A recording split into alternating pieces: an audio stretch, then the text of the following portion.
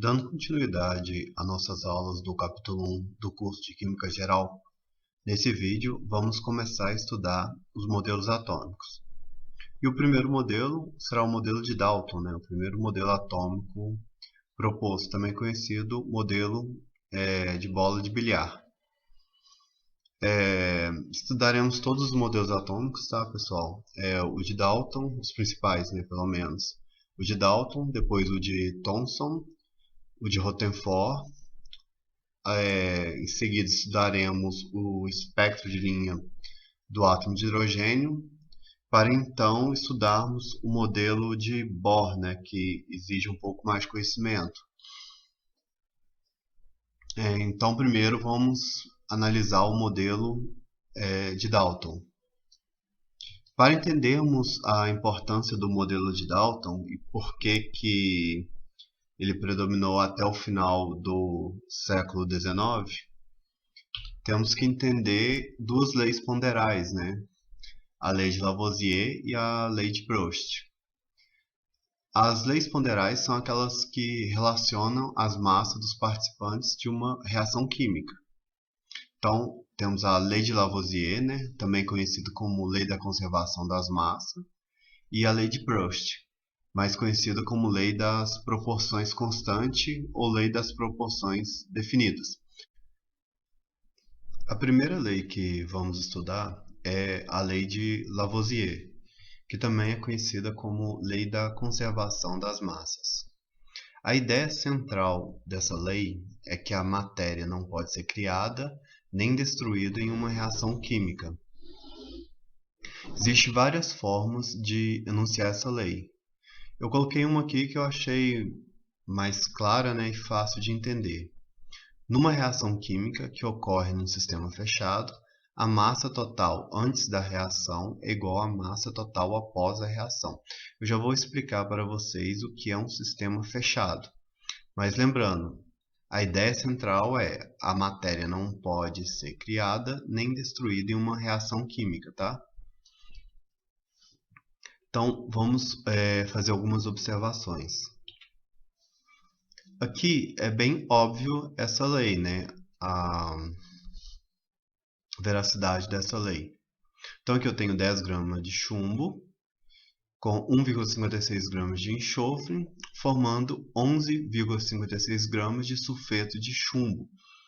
Então observem que a massa do meu produto é igual à soma das massas dos meus reagentes. Então aqui, matéria, é bem óbvio que matéria não foi criada nem destruída, Eu tenho a mesma massa que eu tinha antes, eu tenho agora após a reação. Então é muito fácil, No caso eu tenho dois sólidos, consigo medir a massa dos dois antes da reação e consigo medir a massa do meu produto após a reação. E aqui também está sendo considerado uma reação com 100% de rendimento, Então eu formei só um produto e nenhum desses produtos são gases. Só que na época eles tinham dificuldade, principalmente com reações de combustão, porque aqui, por exemplo, a queima do papel, ela gera cinzas que tem uma massa inferior ao papel antes dele ser queimado. Eles não entendiam muito bem isso, Eles não entendiam que uma reação química poderia gerar gases, E portanto que a massa de sólido obtido seria inferior, à massa de sólido que havia antes da combustão. Então isso não era muito bem entendido antes de Lavoisier. As ideias, as explicações geralmente eram bem fantasiosas para explicar esse tipo de fenômeno. Vamos fazer mais algumas observações para que isso fique mais claro. Aqui eu tenho dois reagentes, no caso zinco e enxofre. 6,5 gramas de zinco e 3,2 gramas de enxofre. Então, após a reação, foi formado esse sulfeto de zinco e a massa total é 9,7 gramas. Então, aqui também conseguimos observar a conservação das massas, né? A soma das massas dos meus reagentes é igual à massa do meu produto. Aqui também é um caso que foi obtido apenas um produto, mas se fosse vários outros subprodutos, você somaria as massas e teria que dar esse mesmo valor, 9,7 gramas. Só que aqui, por exemplo, tem um caso que não era tão claro na época. Por exemplo, se eu queimo aqui uma palha de aço, né, alguns conhecem isso como bombril, eu tenho que um aumento da massa, tá? E se caso você tenha acesso a alguma balança, você pode fazer esse experimento. Pese a massa da palha de aço, né, do bombril, antes da queima. Queima ele em um recipiente separado, né? Depois pesa a massa do produto obtido, né, após a queima. Você vai observar um aumento da massa. Porém, isso não é contra a lei de Lavoisier, tá? Por quê? Porque aqui o que não aconteceu foi levar em conta todos os reagentes. O oxigênio, né, do ar atmosférico reagiu aqui com o bombril durante a combustão para formar o óxido de ferro, né, que é o bombril queimado, né, a palha de aço queimada. Portanto, houve a conservação, sim, da massa. A massa se você medir quanto de oxigênio você gasta para realizar essa combustão e somar com a massa da palha de aço, você vai obter a massa da palha de aço queimada, né, que é o óxido de ferro. Isso na época também eles não compreendiam, né, esse processo, né, do aumento da massa, né, quando se queima, por exemplo, uma palha de aço. Então aqui, como que Lavoisier provou que ele estava certo, né? Provou que a massa era conservada em uma reação química, né? A matéria não era criada nem destruída em uma reação química. Ele fez as reações em sistema fechado. O que é um sistema fechado? Como o próprio nome já diz, é um sistema totalmente fechado, né? Todos os reagentes estão dentro de um compartimento de forma que nada pode entrar, geralmente gás, né? Por exemplo, gás nenhum consegue entrar ou sair, né? Portanto, a massa que você medir dos seus reagentes, após a reação ocorrer, vai ser igual à massa dos seus produtos obtidos. Portanto, por exemplo, se aqui fosse o papel que vimos lá no início, a massa que eu teria, aqui no caso eu já estaria considerando todos os reagentes, né, o oxigênio do ar atmosférico, com a massa do papel, seria igual, né, a dos produtos, seria a cinza mais os gases gerados após a reação. Então, como eles continuam dentro do mesmo compartimento, e nada entrou e nada saiu desse compartimento, você pode constatar que a massa vai ser exatamente igual, né? A massa dos reagentes vai ser igual à massa do produto. Se isso não for feito em um sistema fechado, igual vimos anteriormente, no caso, suponhamos que aqui seja papel queimando, você notaria o quê? Uma redução da massa, mas na verdade isso ocorreria porque você estaria medindo apenas a massa do sólido que restou, né? Você não estaria medindo a massa do gás formado. Se fosse, por exemplo, a palha de aço em combustão aqui, ó, aqui você já teria a palha de aço e o oxigênio necessário para a combustão. O seu produto é o que? Um óxido de ferro, um sólido, né? Você não produz gases, na verdade, o que acontece é o consumo, né, dos gases do ar atmosférico. Então, portanto, o sólido formado, se você analisasse ele num sistema aberto, aconteceria o que aconteceu aqui, ó. Num sistema aberto, você notaria um aumento da massa, né, desse sólido formado.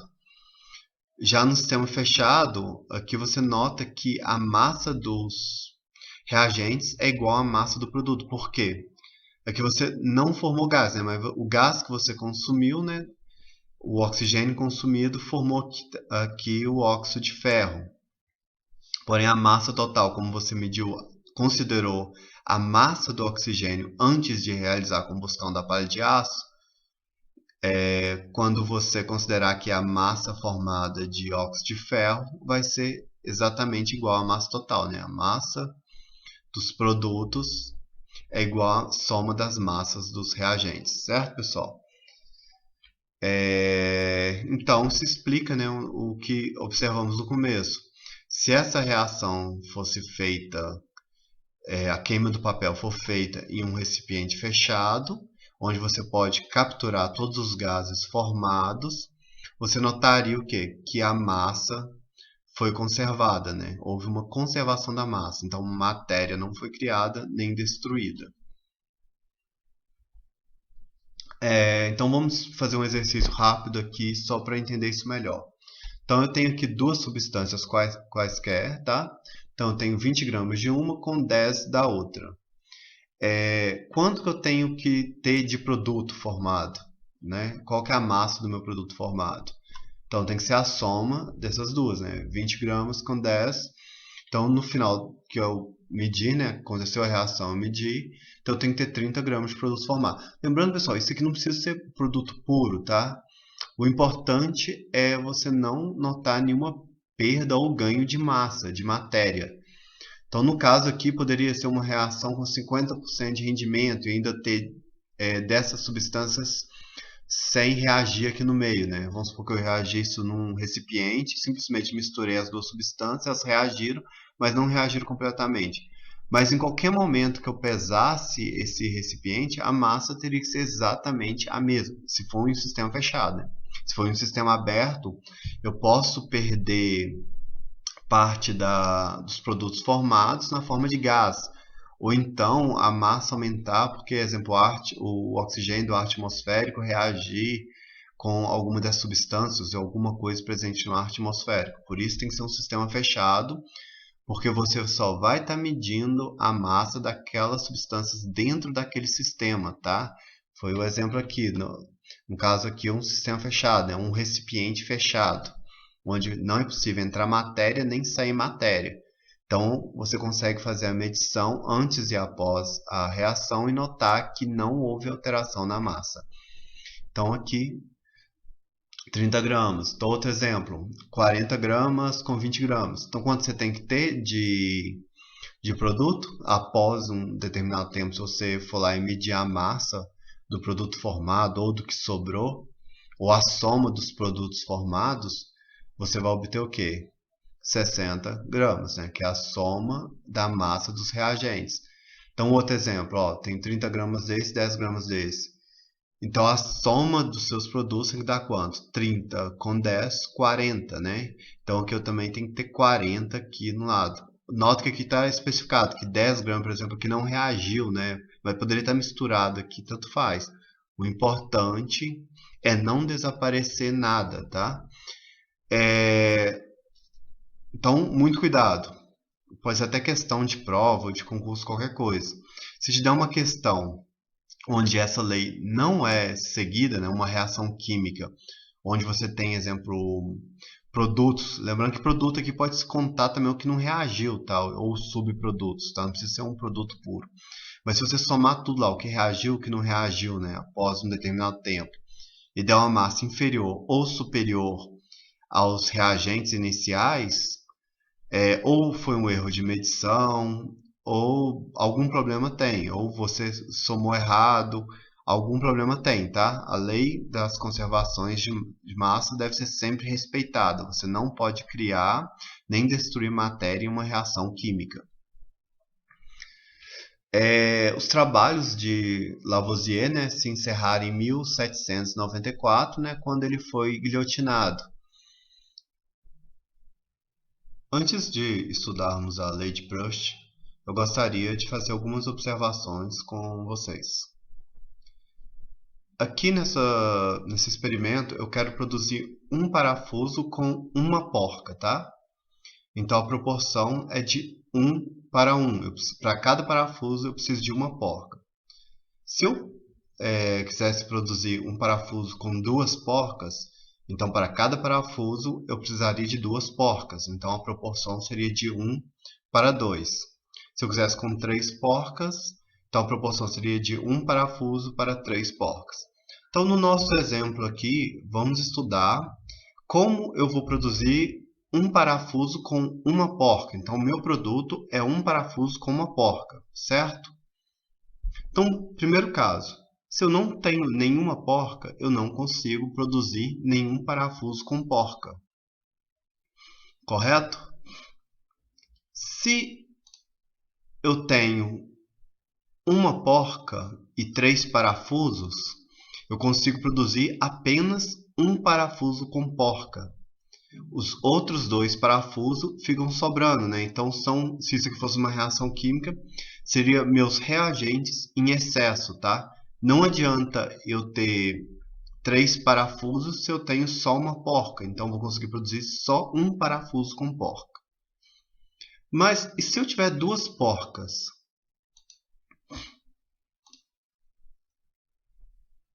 Se eu tenho 2 porcas e 3 parafusos, eu continuo tendo excesso de parafuso. Então, o máximo que eu vou conseguir é produzir 2 parafusos com porca, certo?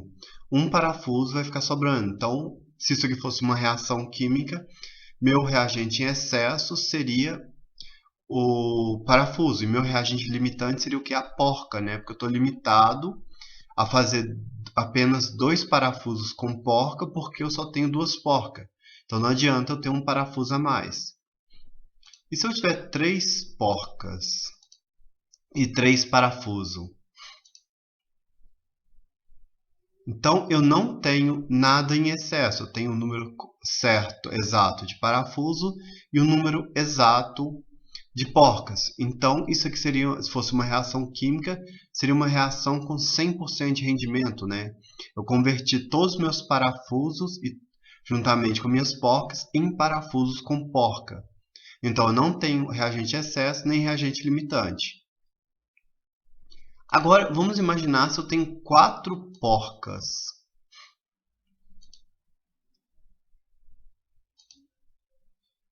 Eu tendo 4 porcas não resolve muito para a formação do meu produto final, porque o meu produto final é o parafuso com porca.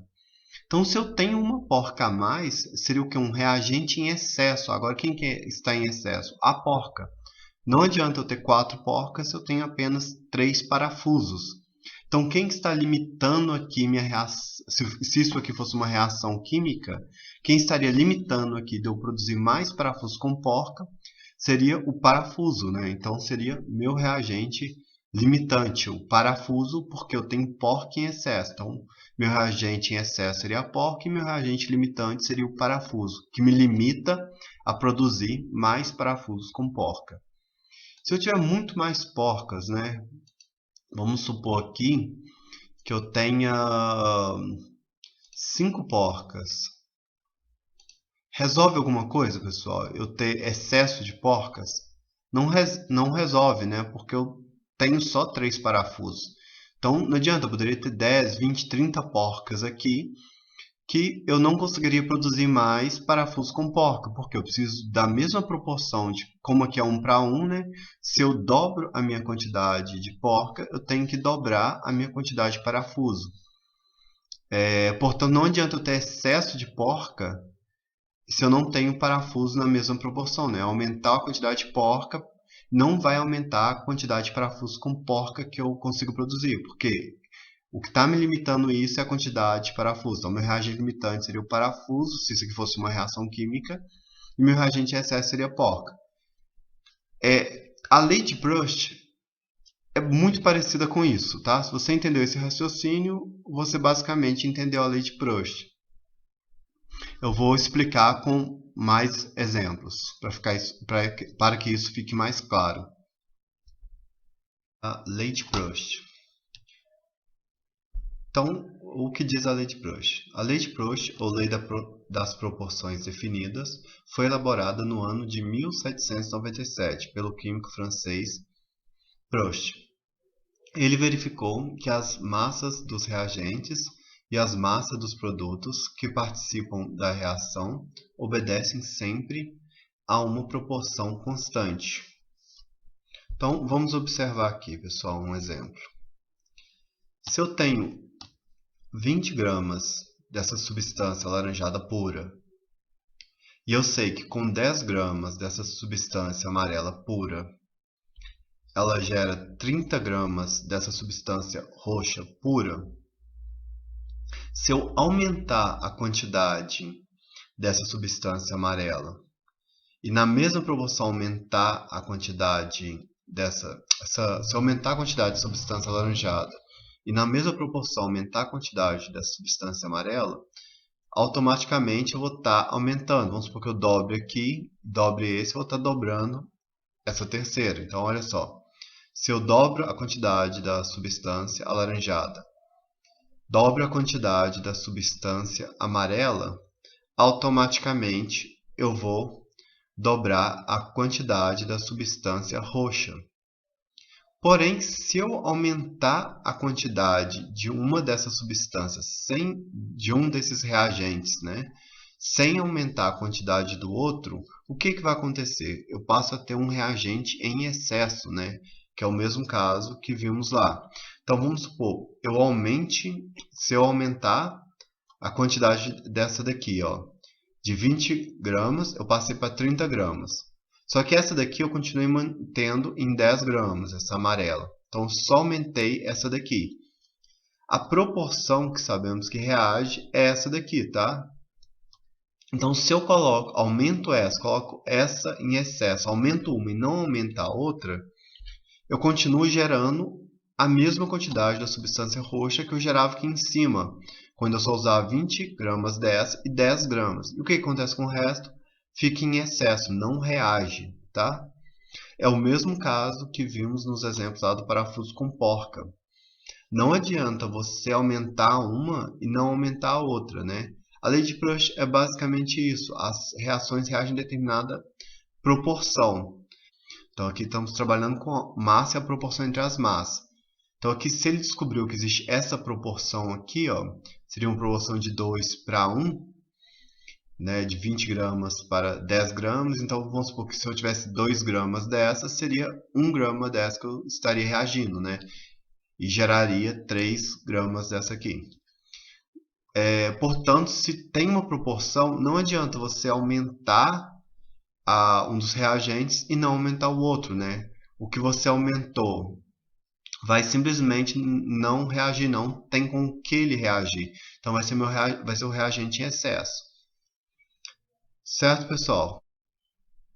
Desde a Grécia Antiga, as pessoas se questionavam de forma filosófica se a matéria poderia ser dividida infinitamente em partes cada vez menores, ou se chegaria a um ponto em que se encontraria uma partícula elementar que não pudesse mais ser dividida, a qual eles chamariam de átomo indivisível. Porém, a existência do átomo só foi comprovada experimentalmente muito tempo depois, por um físico britânico chamado Dalton. No ano de 1808, Dalton propôs a teoria do modelo atômico, onde o átomo é uma minúscula esfera maciça, impenetrável, indestrutível e indivisível. Hoje sabemos que essa definição de Dalton do átomo está errada, Apesar do nome, o átomo é sim divisível em partículas menores, em partículas subatômicas. Porém, vamos entender por que o modelo de Dalton foi tão bem aceito durante tanto tempo.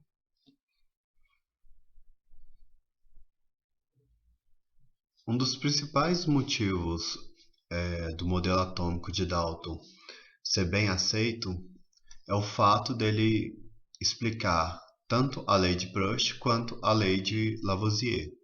Vamos entender com um exemplo. Aqui eu coloquei, né, 10 gramas de uma determinada substância reagindo com 1,56 gramas de outra, formando 11,56 gramas dessa terceira substância. Aqui a lei de Lavoisier, né, é respeitada, né? E aqui temos uma proporção em que ela reage. Então eu preciso de 10 gramas dessa, reagindo com 1,56 gramas dessa para gerar 11,56 gramas. Então essa já é a proporção que elas reagem. Então aqui, se eu quisesse produzir o dobro, eu teria que dobrar ambos os meus reagentes, se eu quisesse o dobro de produto. Então vamos analisar utilizando o modelo de Dalton. Então eu tenho átomos dessa primeira substância, então que são átomos que eu representei como cinza. Lembrando que essas cores são fantasiosas, tá, pessoal? Átomo não tem cor, né? Então esses átomos cinza reagindo com esses átomos amarelos. Então a proporção aqui é de 1 para 1, tá? Então aqui fica fácil de verificar a lei de Proust, né? A formação dessas, no caso aqui são moléculas. Então a formação de moléculas e a proporção de 1 para 1. E também a lei de Lavoisier, né? Que é a conservação das massas. Átomos em uma reação química não são criados nem destruídos. Portanto, a mesma quantidade de átomo e os mesmos átomos que eu tinha nos reagentes, eu vou ter nos produtos, né?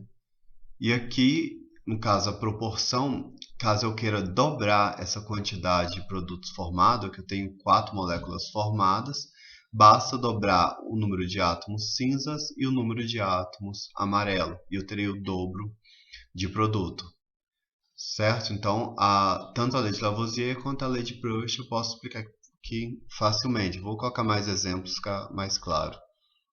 Então, aqui nesse segundo caso, é bem parecido com o primeiro, porém, esse reagente amarelo aqui, eu aumentei ele sem aumentar esse primeiro. Portanto, né, como vimos nos exemplos anteriores, não adianta eu aumentar um se eu não aumentar o outro na mesma proporção.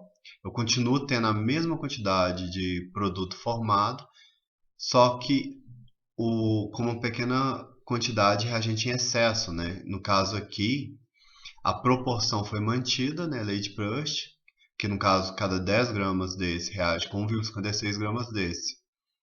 E o que sobrou, né? A diferença que sobrou vai ser meu reagente em excesso. Vamos analisar isso utilizando o modelo atômico de Dalton. Então, eu tinha os mesmos átomos anteriores, reagindo agora com, ao invés de 4 átomos amarelo, coloquei 6 átomos amarelo. Ele vai gerar exatamente a mesma quantidade de moléculas que eu tinha gerado no exemplo anterior, 4 moléculas, né? E vai sobrar aqui as que não, os átomos que não tinham um par, né, cinza.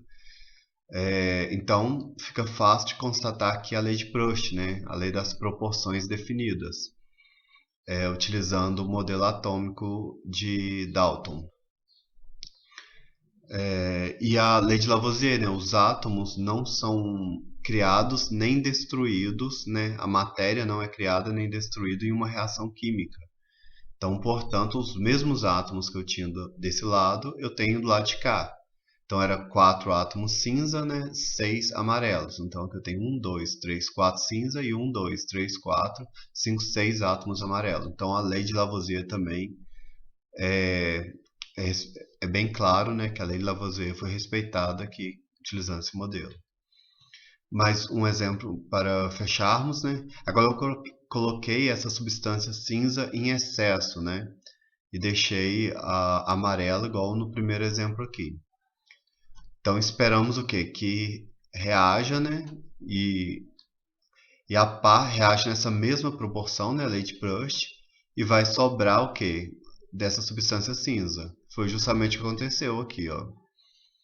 Eu consegui formar 11,56 gramas do meu produto E sobrou ainda 8 gramas dessa primeira substância aqui que não reagiu, porque eu preciso de uma proporção entre as substâncias. E observamos aqui utilizando um modelo de Dalton, né, que é bem mais claro entendermos isso. Lembrando que a proporção aqui de 1 para 1, né, um átomo cinza reage com um átomo amarelo, formando uma molécula. Então, no caso aqui, ó, eu só tenho 4 átomos amarelos, então ele vai conseguir reagir só com 4 átomos cinzas. Sobrando o quê? 4 átomos. Então, átomos não foram criados nem destruídos nessa reação química, né? Então, a matéria foi conservada. E a proporção também, a lei de Proust, também foi respeitada, né? A proporção continua a mesma, mesmo eu colocando excesso de átomos cinzas. Portanto, fica fácil, né, de entender tanto a lei de Lavoisier quanto a lei de Proust. O modelo atômico de Dalton possibilitou grandes avanços não só para a estequiometria, mas também para o estudo de moléculas e estruturas cristalinas. Porém, o fato dele não levar em conta a existência de partículas subatômicas fez com que ele não fosse capaz de explicar a maioria dos fenômenos observados pelos cientistas ao longo do século XIX e início do século XX. As partículas subatômicas, né, começaram a ser descobertas a partir de 1897, e o primeiro a descobrir uma dessas partículas foi Thomson, o que levou ele a propor um novo modelo atômico. Porém, isso é assunto para a nossa próxima aula.